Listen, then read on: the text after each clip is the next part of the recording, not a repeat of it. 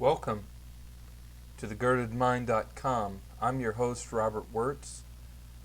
This website exists as a resource for Christians, for Bible teachers, for ministers, for missionaries, and anyone that is interested in having a one-stop resource where you can find various resources that are reputable and trustworthy, free from the pop cultural and deceptive type teachings that we find in our times. If you log on to the GerdedMind.com, it will bring you to this homepage. And on the front, we have a little welcome here in the welcome section. Welcome to the Gerded Mind. And you might want to read through that, as that just basically explains a little more in depth of what I said. On the front page, you will always find featured messages. In this case, this is Personal Revival by Ron Bailey. And this was a message that was ministered in Canton in 2007 at the Sermon Index Revival Conference. And I think that it's probably one of the best places to start with this website, because it deals with repentance, the essence of genuine repentance, and I think it just kind of gets you prepared for everything else that you would find pretty much on the website. Actually, I don't want to go there. As you follow on down, you will see also some teachings on, or tutorials on, the Blue Letter Bible. This is done by Ron Bailey, and basically it kind of introduces you to one of the resources that you can link to from the website here. And before we get to that, I want to start at About Me, tell a little bit about myself. Of course, my name is Robert Wurtz II. I was born again in 1992, the early part of 1992, and I sort of started returning back to the Lord, as it were, in 1991, around Easter Sunday, and from that time God began, as the prophet Jeremiah talks about, to do a new work on the wheels, and He made me, as it were, a pastor-teacher, which is, as you'll find in the fivefold ministry, the book of Ephesians. The main thing that I do is Bible teaching and outreach ministry. And the thrust of my teaching, and I guess the place from where I'm coming in terms of theology, is going to be holiness, victory over sin, Christian perfection, an Arminian sort of kind of viewpoint, but not really one that you can just kind of put your finger on, because it doesn't really relate completely to any real doctrinal view. Now, I am also full gospel, which would mean that I believe that all of the gifts of the Spirit are in effect today, that God's still moving by His Spirit and power, and I believe in genuine church life, although it's something that I'm striving for in terms of real experience. But I've been a Bible teacher since 1994, really 1993 if you consider that I did it at an assistant level. And also since 1994, I've been involved in outreach ministries. Now, on this front page, you will see a couple of pictures.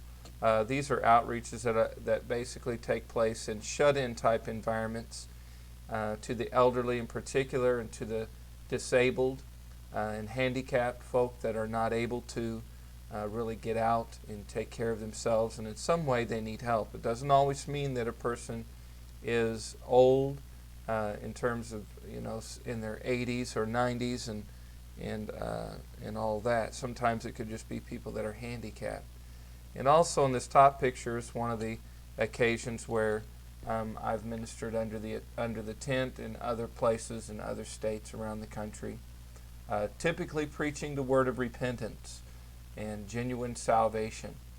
And as we move on up here to the blog is basically the Gerd of Mind blog, and you can link to that from here. It takes you to the Gerd of Mind, as you can see. And I've been featuring Ron Bailey's tutorials on the Blue Letter Bible. But if you scroll on down, you can see some of the entries that I have put in here. There are quite a few. I think there's probably about 65 at this point, and they all have different themes. So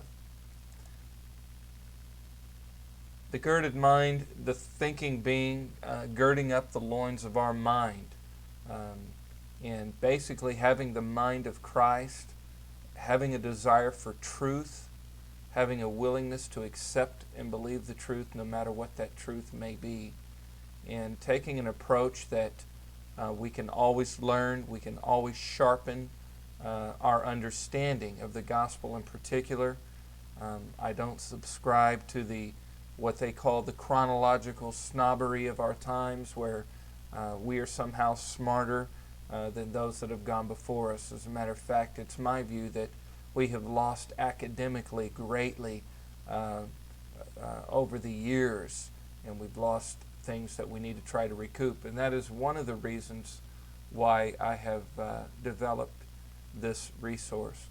The worldwide workshops here, this basically came about as I guess an extension of a teaching that I did in 2003 in Kansas City at the Paideia Conference. I had taught several years running at conferences there on how to study the Bible, in particular studying the Bible from a non-scholarly level. And one of the statements that I often make is you don't have to be a scholar to study scholarly. And that's because we have a great deal of resources that are available that help us to, those of us who don't, for example, understand or are able to read Greek or Hebrew. There are a lot of tools that exist that allow us to be able to study the Bible in depth in its original languages without necessarily knowing how to read those original languages, or as we're working towards maybe trying to read them, we use these resources to supplement that. One of those is here, is the Blue Letter Bible, and that is the focus of the tutorials on the front page that are done by Ron Bailey. And then you also have the Bible here on this particular website, which is one that I use quite frequently because it allows you to look at scriptures in parallel. As you can see, I just pulled up Genesis 19:1, and there are basically about 10 or 11 of the versions that just immediately come up that I may be interested in. And I think it's a useful resource. And of course you have Study Light, and I have the link set up to go directly to the lexicon. And the lexicon, basically, if you go to Old and New Testament Greek, type in your English word here. We will just type in love. It will give you right here all the various forms of the word love. And I think that's very interesting. And you can go through and use this as a means of studying the word love and seeing what Greek words are used. I'll come back in our second tutorial and examine some other aspects of the website.